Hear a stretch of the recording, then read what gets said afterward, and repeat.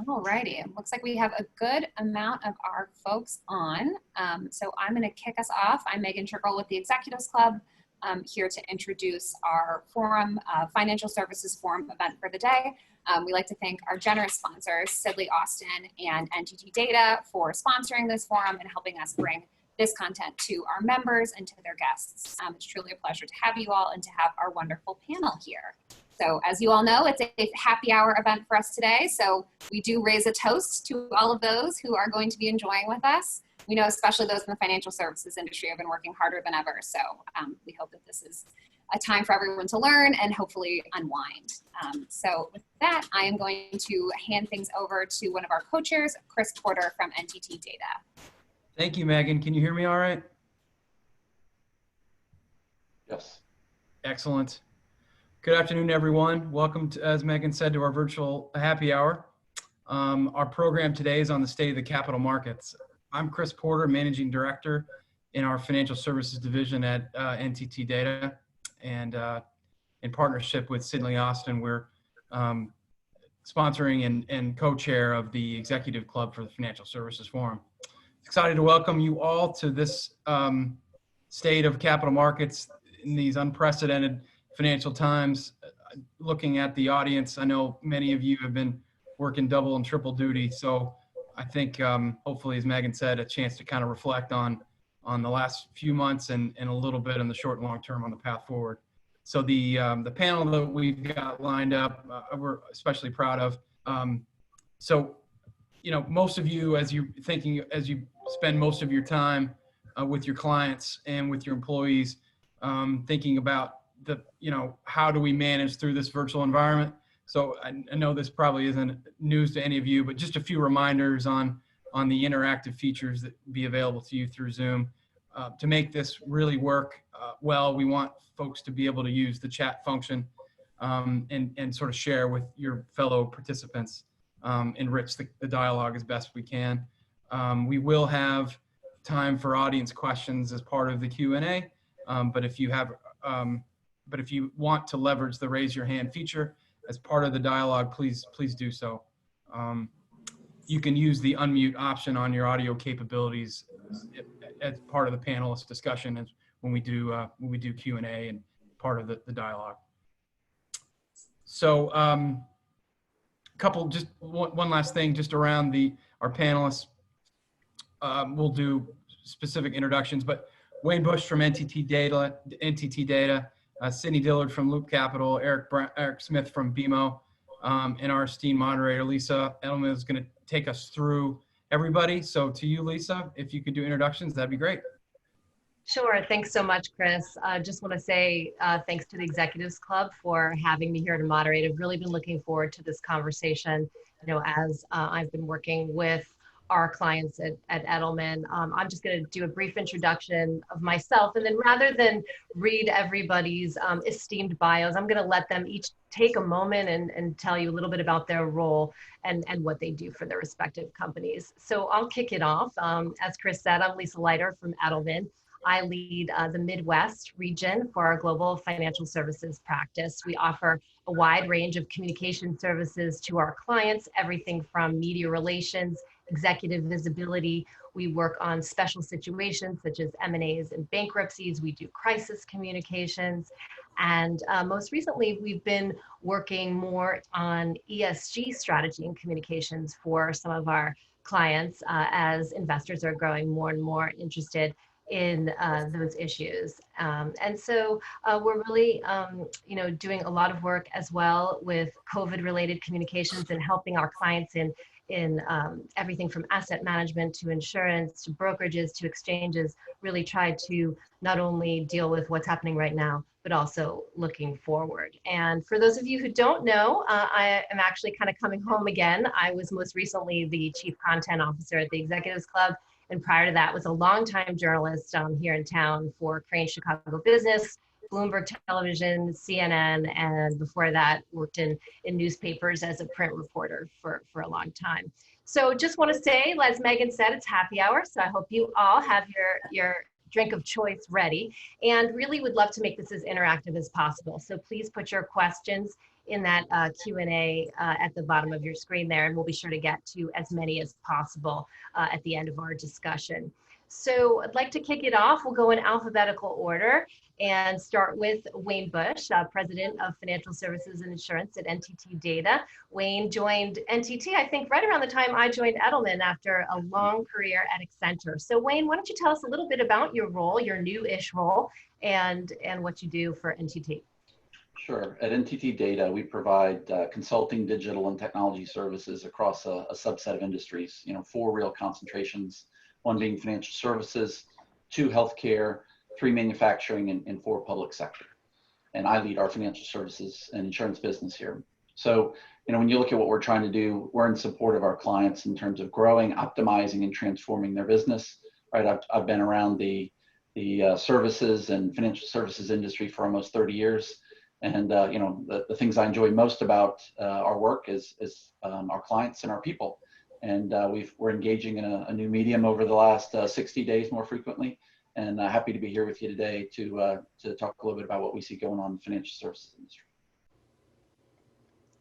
Terrific. Thanks so much, Wayne. Next up, we have Sydney Dillard. She's the head of corporate investment banking for Loop Capital. So Sydney, why don't you tell us a little bit about your role and what you're seeing now at Loop Capital? Yep, happy to do so. I spearhead our corporate investment banking efforts and our team at the firm. Loop is a full-service investment banking firm. We're based here in Chicago, but we have offices across the country. And essentially, what we're doing across all of our client groups, which are really institutional in nature, is helping them to raise capital in the public markets or in the private markets, and working with them on strategic advisory work in terms of M&A advisory and other capital advisory related activities. I spearhead our corporate team, but we have a large practice that focuses in on public finance, so municipalities and other units of government. We are a sales and trading organization, trading stocks and bonds globally with institutional investors as well.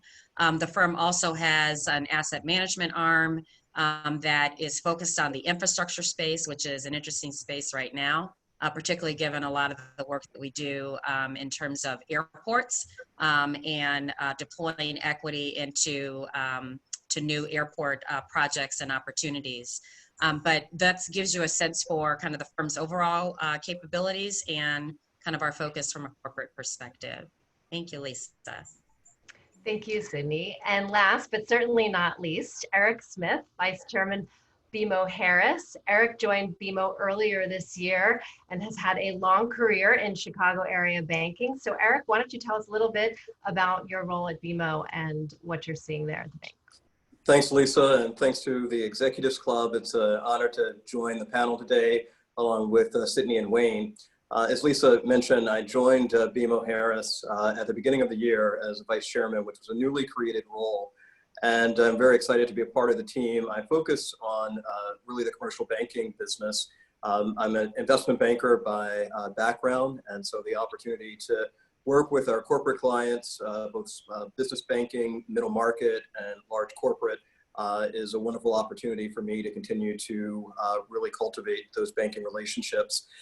Many folks probably know Harris Bank is a longtime Chicago bank that's been here for over 160 years, but people may not be aware that we are looking at opportunities for growing our business across the U.S. And so my focus is really around our strategy for doing just that. I also have an opportunity to be engaged and help to lead several firm-wide initiatives, including our community affairs, our regulatory affairs, and our supplier diversity, among several others. So it's a wonderful opportunity for me to not only work with our corporate clients, but also with the broader community as well. So it's a pleasure to join this afternoon.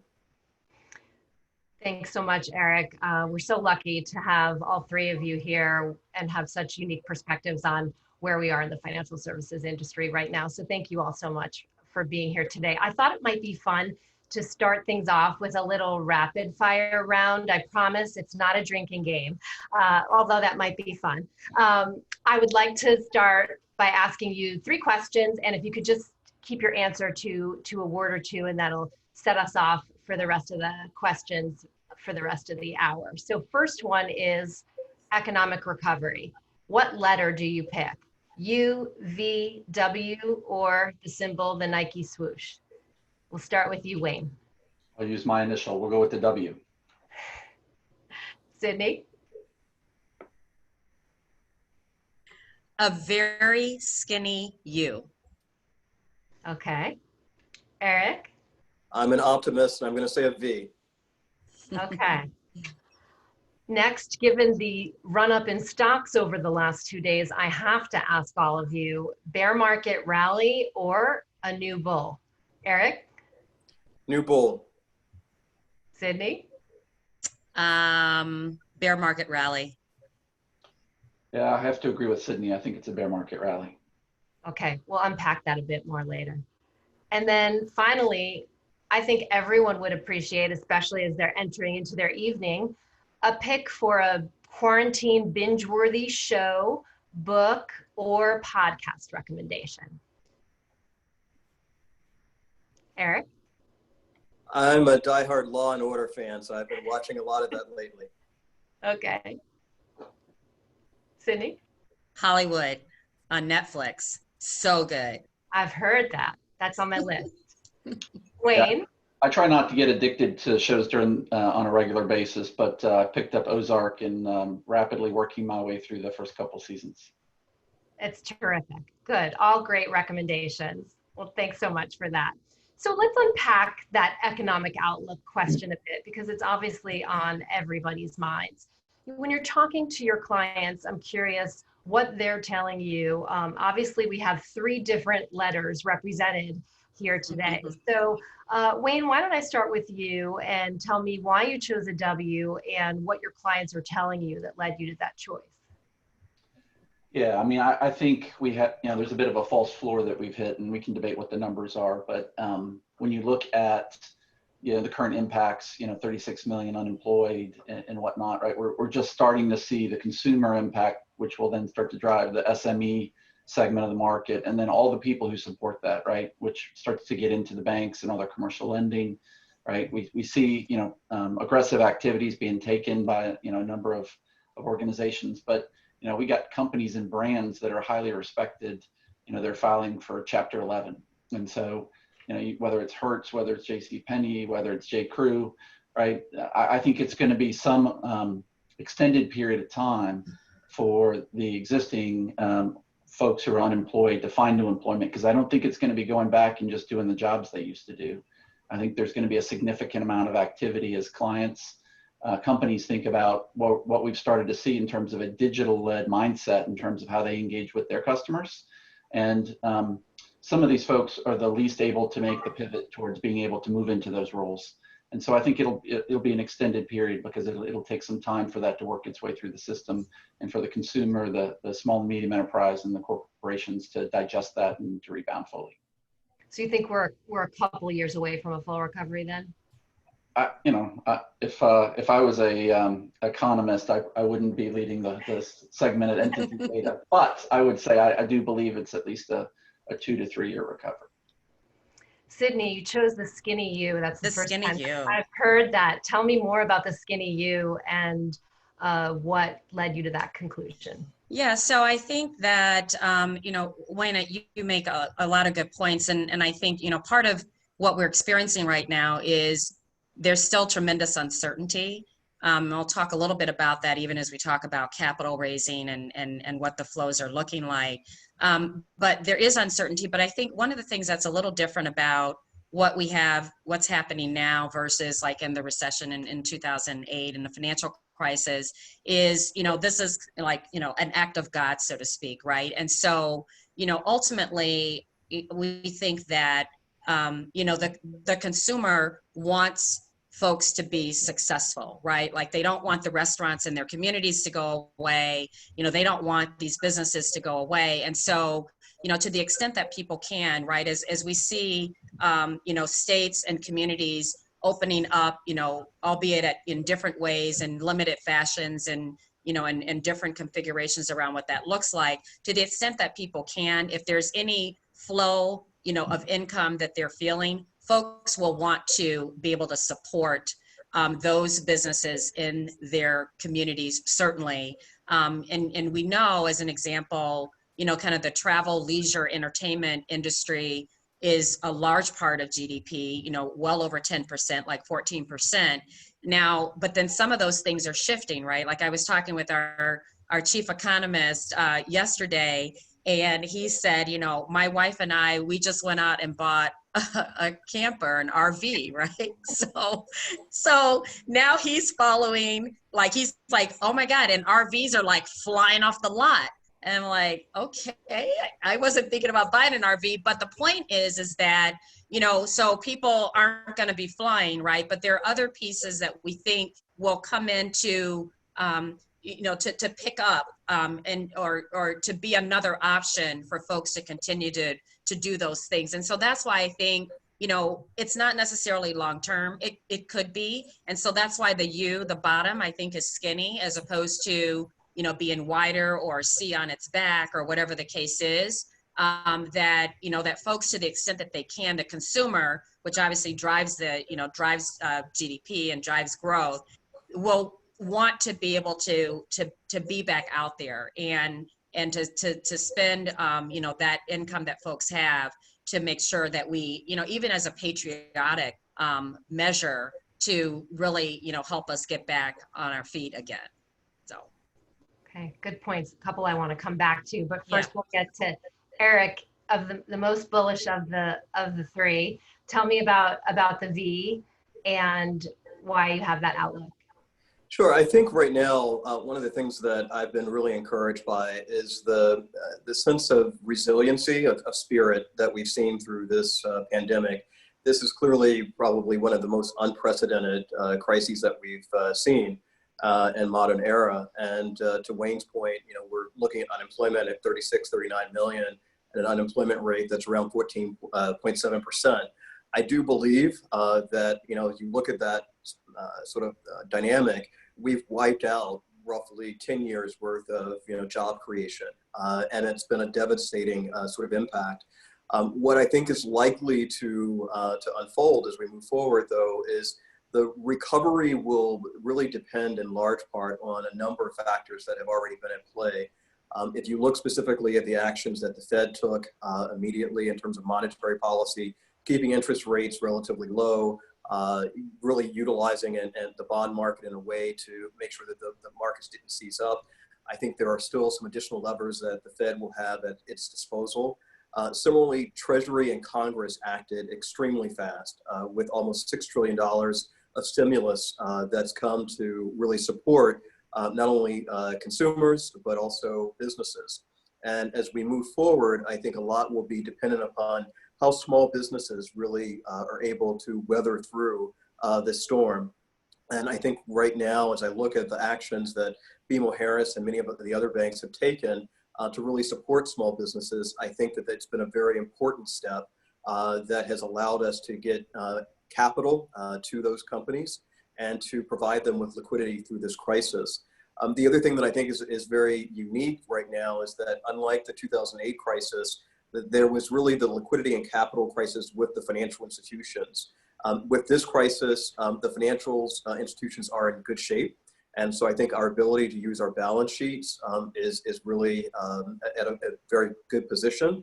What we need to ensure is the continued success of small businesses, and that we don't see a high rate of bankruptcy and credit loss as we move through this, and that those businesses will be able to go back out and rehire many of the employees that have been furloughed and laid off. I think if we're able to see that, that will be important, but that will really be contingent upon having some sort of vaccine and medical breakthrough that will allow us to see that sort of scenario. Eric, I'd like to ask you, and then whoever else would like to weigh in, about the PPP program. And there was a report out today from the S&P Global Chief Economist basically criticizing the program and saying that the money wasn't getting to the businesses and the areas that really needed it. I'm curious whether you agree, with that, and then also how you have seen from BMO's perspective, from the first round to the second round, how maybe there've been improvements or changes or lessons learned that will take time forward.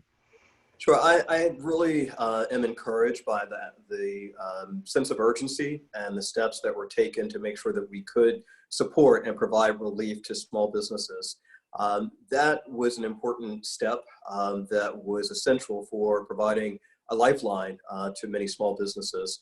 I think as we look at the first round, there were certainly lessons learned that we were able to incorporate into the second round to make sure that we were really getting dollars to those small businesses that stand in desperate need. But it's still, I think, the early innings, and many of those businesses will need to see what the impact is going to be from our economy reopening. If we look, for instance, at restaurants, it's going to be very difficult for restaurants to reopen at a 25% capacity, but yet rehire all of their employees. And so we're going to have to look at additional stimulus that will support those small businesses, and also what additional assistance will be available to states and to cities that are pretty hard strapped right now. So there are lots of, I think options that are still going to have to be explored in order for us to think about economic recovery. But the heart of this will really start with small businesses and making sure that they have the financial assistance and the support that will be needed to weather through the storm. Sure. Sydney, I'm wondering, Eric touched on a little bit about the differences between the 2008 crisis and this one, which is really a healthcare first crisis. Yeah. I'm curious if you could tell us a little bit about what you're seeing at Capital and some of the differences between the two that are manifesting themselves right now. Yeah, absolutely. And Eric, as you were talking about the small businesses and getting capital to those businesses to help bridge them is a really important point, because the thing that we don't want to have happen is that we don't need to have like just tens of thousands or millions of small businesses that are like in bankruptcy, right? I mean, that would just be horrible for everyone. And so we have to figure out kind of how do we make it so that folks can sustain and really, kind of really recreate their business models for this time that we're in. But the where we come in is kind of what we've been doing with the larger clients who are part of this ecosystem as well, right? I mean, these are the companies that middle market businesses are doing business with. And what we have seen is that they have been coming to market to gather as much liquidity and as much capital in the market as possible so in addition, obviously, to what the banks are doing in terms of how you support businesses, in terms of the larger corporations, in this country and their role in the context of the business that they're doing with small businesses is certainly, and a part of what we want to have supported as well, and that there's capital there to continue to do that. And so that's where we have played a role. Issuance has been in the public markets has been just off the charts, and literally what gets issued in 10 or 11 months of the year have already been issued to this point, to this 4.5 month point of the year, almost 5 month point of the year.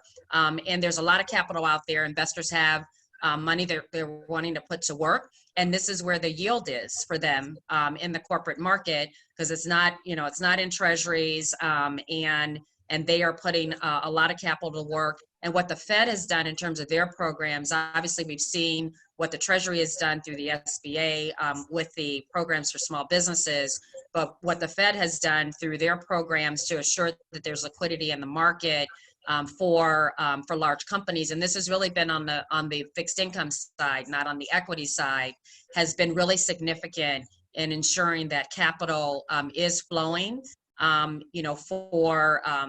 ensure that we don't have a lockup, which is what we did see in 2008.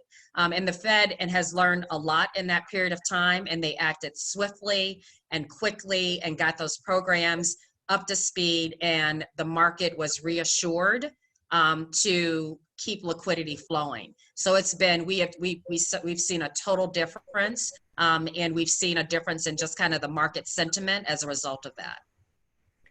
Wayne, would love for you to jump into some of your reactions to Sydney and Eric's comments and what you're seeing with your customers and clients across the financial services industry.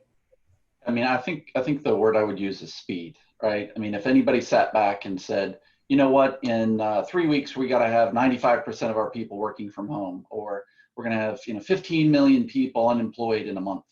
Like, it would shock people. And if you sat back and had to plan for that, it would probably take you months and months and months. And instead, almost every company reacted within weeks, right? And some had different levels of difficulty and whatnot. But it's sort of like Y2K, where everybody's like, oh my God, this is going to explode. And then nothing exploded. So, fortunately, it didn't take that long to prepare. But I think the concept of speed, in one of the opportunities here for corporate and small and medium enterprises, take advantage of that as a cultural change, right? When you think about what had to happen in order to hold everything together, right? With a, federal, state, and local amount of dysfunction, with, customers in need, with your own, workforces of, 50 or 100,000 employees that you've got to, globally get to working from home, and the amount of collaboration that was required to do that. I think it's created the possibility of an environment where people are willing to move at a greater pace in order to see greater results. And, when Eric was talking about some of the feedback on the PPP program, like you got to pause for a second and say, well, the government could have waited 6 months to figure out how to get it 100% right. And then the money wouldn't be utilized at all. And so if we're trying to be agile and quick and nimble, we have to accept that there's going to be some mistakes along the way. And I think, when you're looking at it through a political and an economic lens, the major thing to focus on is that we're not biased in how we're applying that. But we're going to make mistakes, right, along many fronts as we're trying to, move that much capital to that many people. Wayne, you mentioned in your earlier comments too about the wave of financial services innovation that will be taking place during this period. I'm curious, I'm sure we're in the beginning stages of it, but what are you seeing on that front? What do you think the major innovations will come to the industry out of this crisis? Yeah, I mean, if you talk to the business community, I've been talking to my clients a lot about, the stages and, using it less in the economic, letter recovery and more in sort of how do you respond to where you are, right? There's kind of 3 steps that most people would use, and they all have their own branding, but, at the end of the day, stabilize, right? Make sure that you can run your business on a day-to-day basis and keep it stable. Simplify. A lot of people out there trying to figure out how to, really focus on the things that matter. And then, the last is really about redefining sort of, what your new business model is, because it's not going to be back to business as usual. There is no return to that normal, right? That normal is gone. And so the things that I think have become important is, when you think about how you've had to, buy food or obtain financial services or shop for retail items, right? It's all been digital led, right? Maybe there's some fulfillment when you pull up at the curb and they come out with the bag, or, maybe, somebody's showing up at your door with a box that has things in it. But, realistically, we're moving to a world that is going to be digitally led, not just digitally enabled. And I think as it relates to that, how many conversations have you gone into the branch and had, with your mortgage banker or with your insurance agent and such, right? Most of those are still happening, digitally now. And, we would have said 6 months ago that that's exactly what people wanted to do.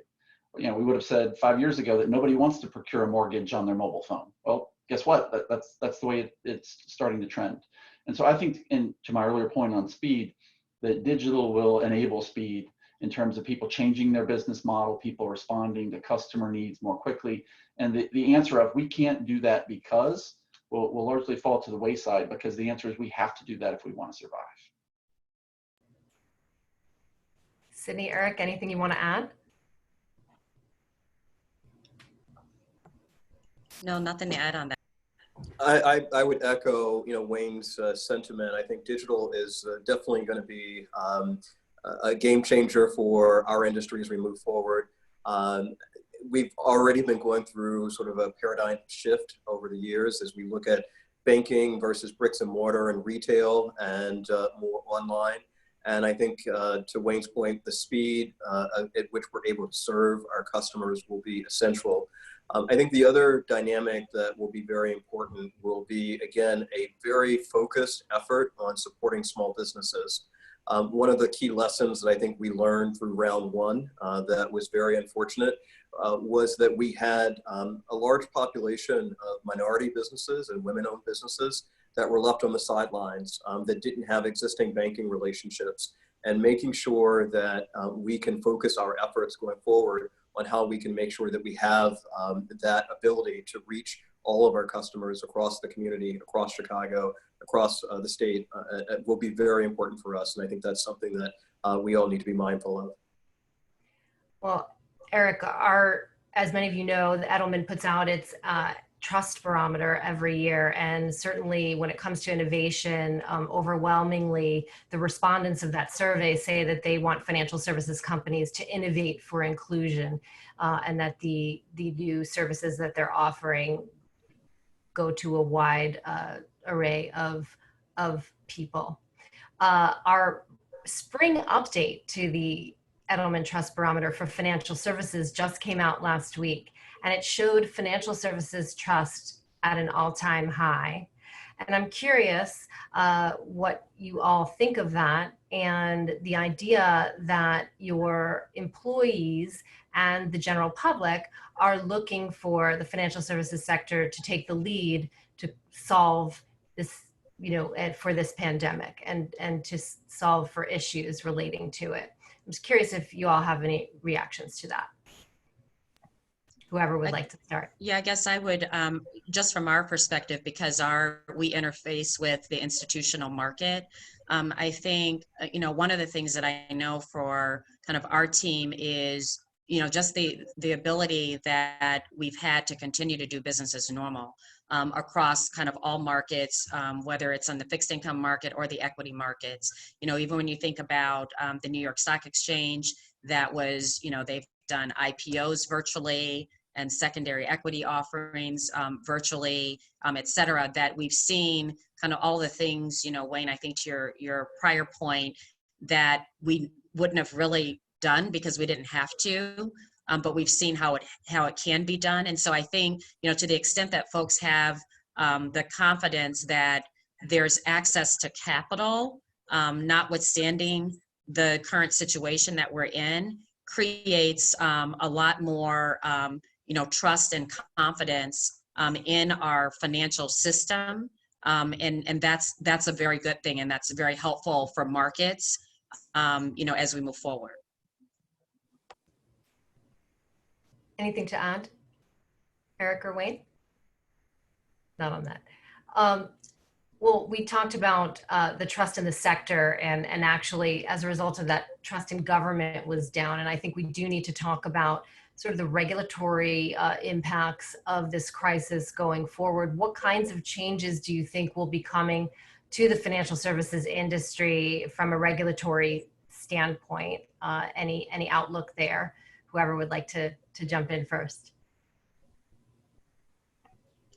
Eric, I was going to, you made a point earlier about where the banks stand now versus where they were in 2008. And you're right. I mean, I think what we had started to see from Washington was a focus on, more of a focus, obviously, on deregulation around some of those things that made it so that our financial system was actually stronger coming through, what could not have been, what we did not see coming during this time. And as it turns out, the banks are strong, as you said, and they're in a good position to, to be the part of the ecosystem that they should be in terms of these capital flows. And so, one of the things that, that I have a view on is that this might actually slow the pace of this focus on deregulating, because we've seen kind of the role that, banks having stronger capital positions, et cetera, have played in taking us through, what was an unforeseen difficult time, and still is for that matter. But I feel like that will slow or be muted as we move forward, because this has served us well coming through this process. Yeah, I would agree with that, Sydney. I think the banks have definitely shown the ability to solve the major crisis and to be part of the solution. And that in large part has come through some of the challenges that we've experienced in the past. I think just to be, completely honest, I think we owed it to our country and to consumers, having gone through the 2008 crisis where the financial sector was in large part contributing to the financial collapse and the challenges that we had. What we will likely see as we kind of continue to emerge through this crisis will be some form of oversight to make sure that the stimulus that was actually designed to support small businesses and consumers, that it was actually being used in a way that it was intended, and that there weren't unintended sort of consequences. I think what will be more telling, rather than the regulatory oversight, will be around what additional stimulus will come forward in the form of federal assistance to support the states and to support the cities, to support education, to support infrastructure. And I do believe that the banking sector will play a very important role in all of that. Yeah, I mean, the banking sector is the enabler of commerce, right? I mean, that's their job. So, I think, much like Eric described the financial crisis and the rebuilding of capital and liquidity, I think the focus around stability now is going to be more around operational stability and knowing that, this probably isn't the last pandemic we're going to see. So, where most, continuity plans and everything contemplated a city or a state or maybe a country that wasn't able to operate, I think we're going to see a world now where, there's a view that says maybe the whole world has a problem that we're trying to deal with, and it may last for 3 or 6 or 12 months, not for a couple of days while it's a rainstorm or a hurricane comes through or something like that.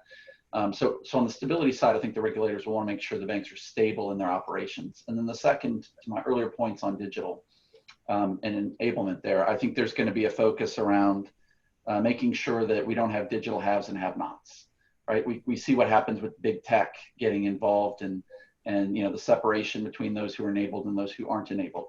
And in a world where you lead with digital enablement, you have to make sure that you're not leaving some people behind. And so I think the regulators will pay attention to that. Absolutely. And Wayne, I think that's a really interesting point, because I'm not sure if you saw the article today, just even around here in our city with regard to education, that where there was basically where probably less than 60% of the students in CPS are actually kind of engaged in, and doing online learning on a daily basis. And I think that's, representative of kind of this issue around, have and have nots, in terms of people's access and, what do we need to do from a regulatory perspective and, policy perspective to assure that there is inclusion as much as possible. Exactly.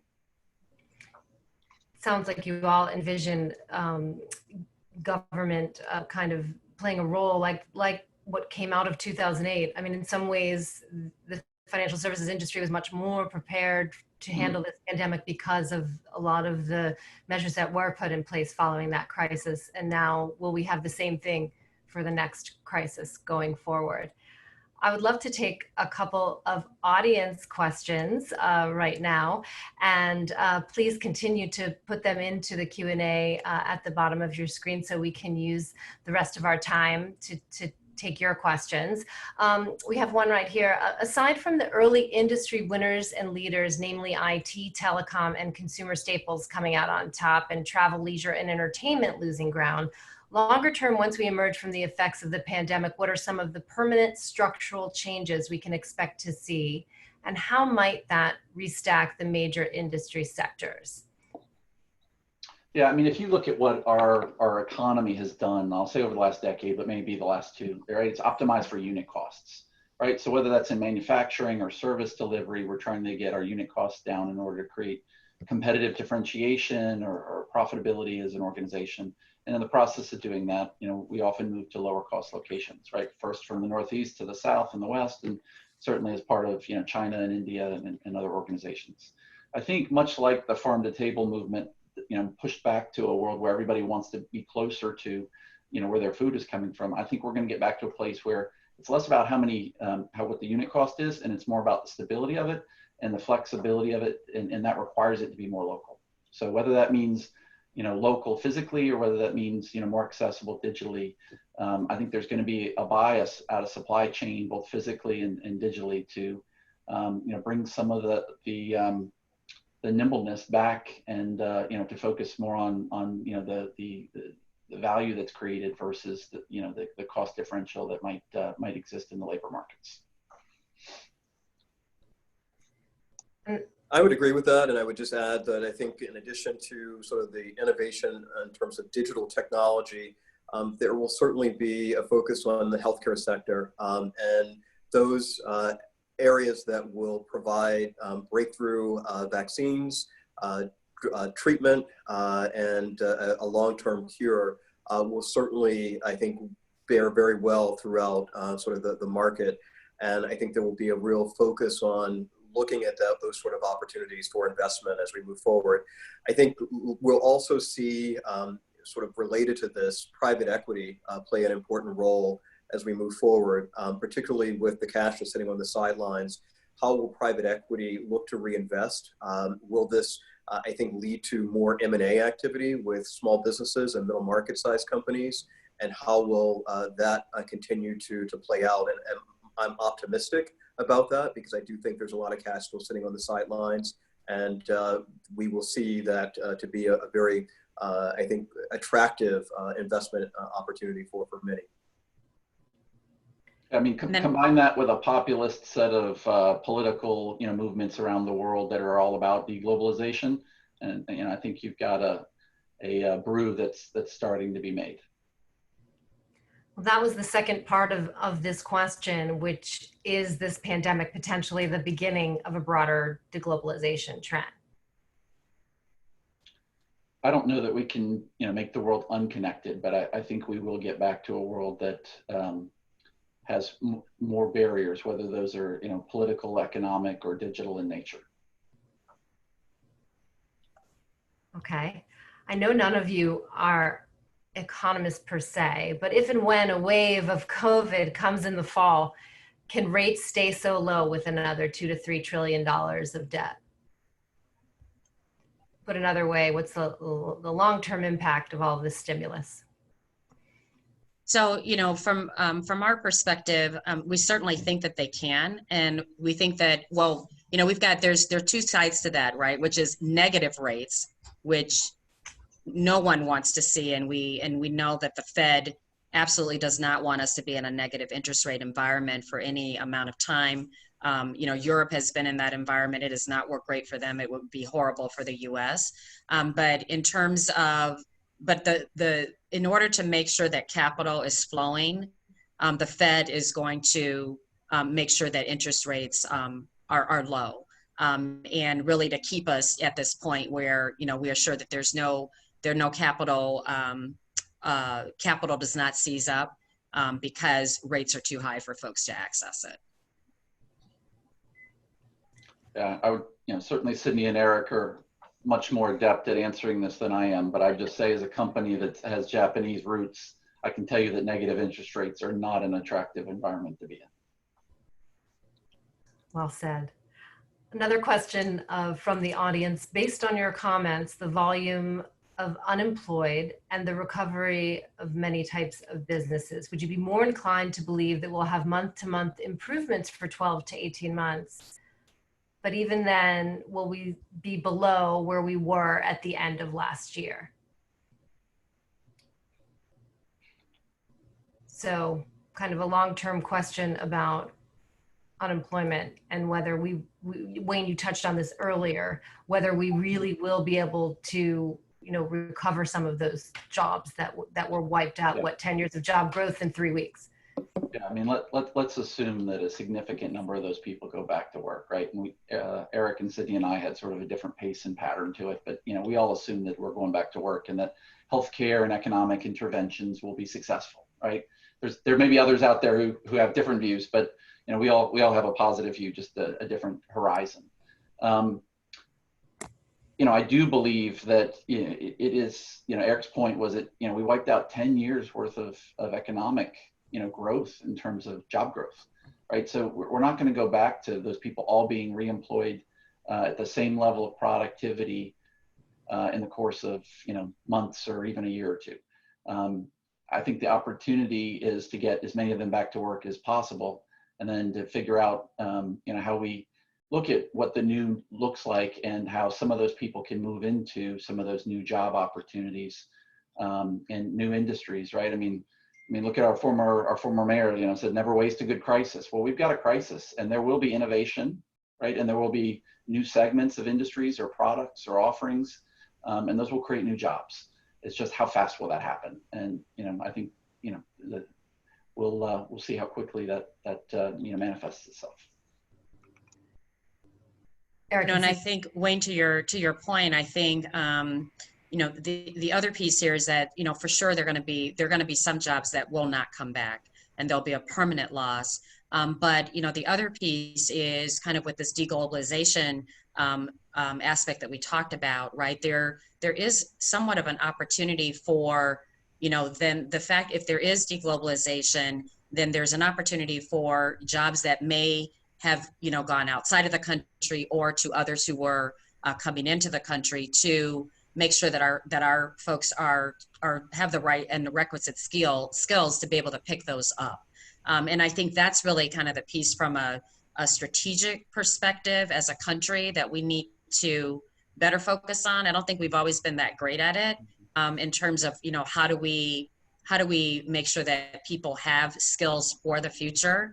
And so, you know, just like we never thought we would, you know, get to the point where we could make it so people were literally in a matter of days working remotely and working from home and still having things happen, that, you know, again, never waste a good crisis. Maybe this gives us kind of a launching pad for how it is that we can think about, plan for, and do a better job, you know, of retooling kind of our folks here in the U.S. for jobs in the future. All aboard. I agree. Well, I always like to end a panel on a positive note and a forward-looking note. So there's a question from the audience who is curious about what level of M&A and consolidation, whether it's high, moderate, or low, each of you expect to see as we continue in 2020 and into next year.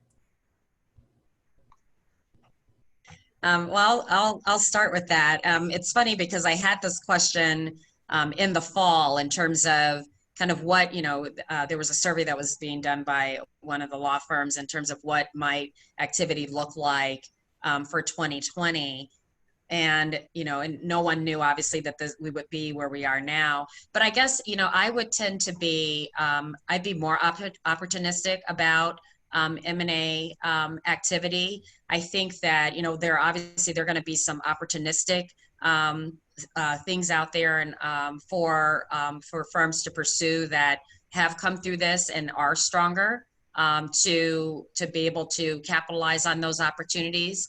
The PE space still has a lot of capital to put to work, and LPs who still need returns. Many of those are public pension plans who obviously need returns more now than ever, given everything that's happening. So I would tend to be more on the opportunistic side, the optimistic side with regard to M&A activity as we move forward.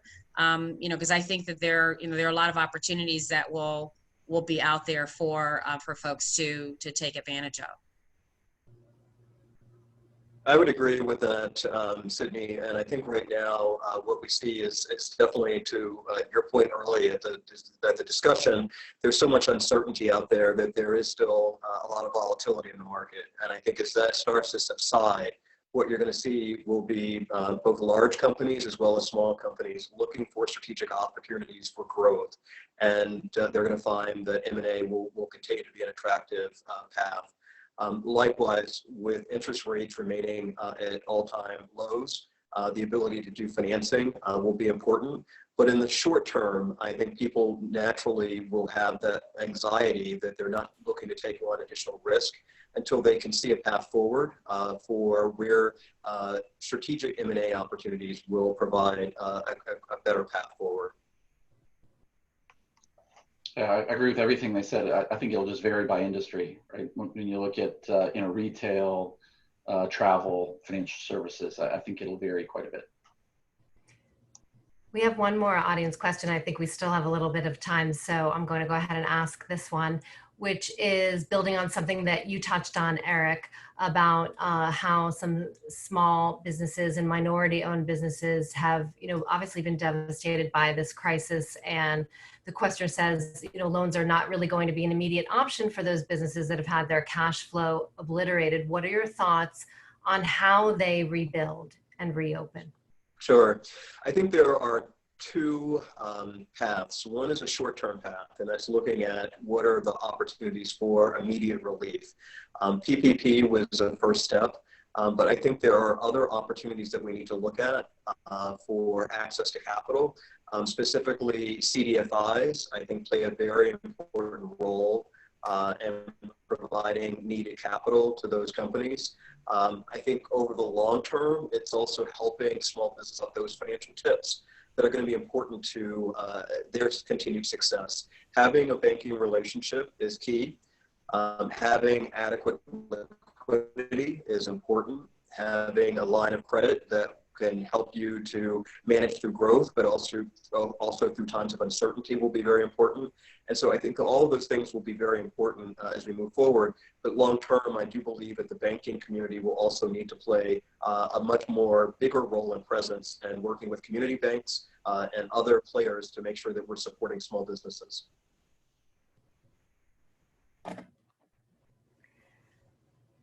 One last question. I would like to hear all of you tell me what your biggest surprise has been over these last 3 months during this crisis. What has surprised you the most? Eric, I'll have you start. I think it would probably start with family.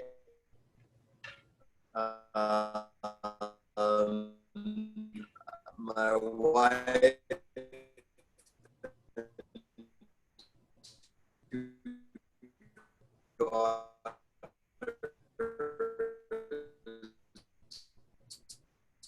Are we losing Eric here? Yeah. Eric, sorry, hold that thought about your lovely family. You're breaking up a bit. I'm going to have Sydney jump in.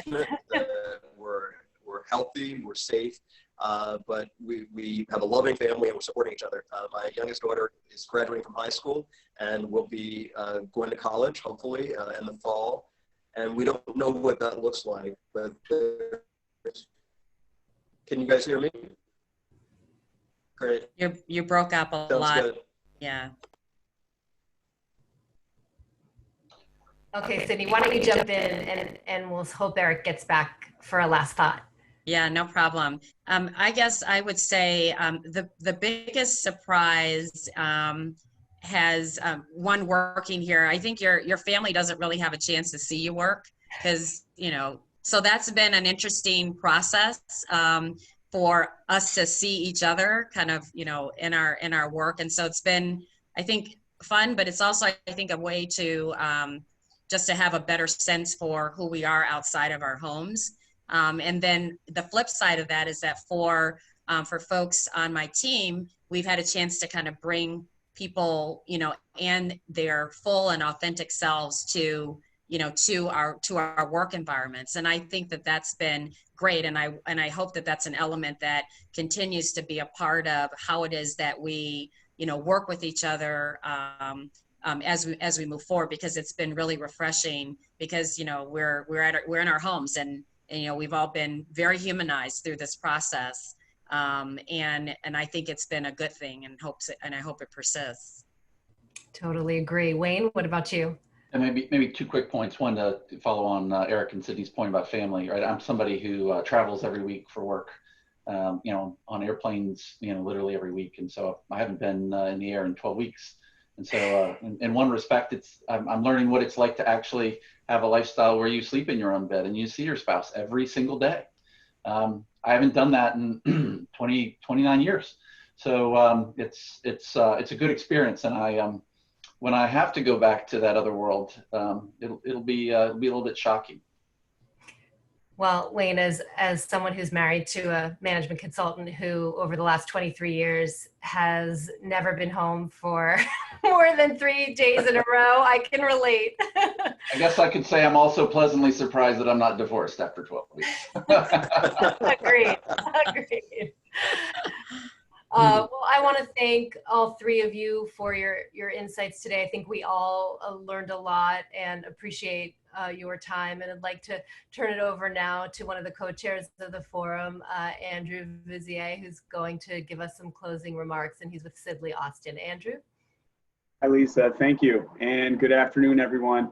My name is Andrew Vizier, and I'm a partner in the Global Finance Group at Sidley Austin and a fellow co-chair of the Executives Club Financial Services Forum with Chris Porter. If you could please all join me for a virtual round of applause for our wonderful panel and our moderator. Thank you all very much. I know that in times of constant change, we all know the value of getting the real facts and firsthand experiences of leading experts in the financial services field. I thought Sydney had an insightful observation about the impact of this pandemic and how it slowed the pace of deregulation in the financial services industry, which is one of those macroeconomic ripple effects that really affects all of us. Wayne, you provided a very impactful set of guidelines, I think, for small businesses as they look to survive and thrive, stabilize, simplify, redefine the business model. And Eric, quite frankly, I found some of the words you said pretty reassuring.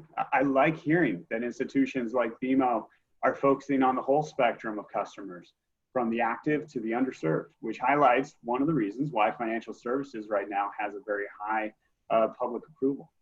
So we hope everybody found this information helpful to carry you through the rest of your week. And please keep an eye on the Executive Club's website for more upcoming virtual programs. And that's it. With that, we hope you have a wonderful rest of your evening. Thank you all very much for joining us, and we'll see you soon. Cheers. Thank you, Lisa.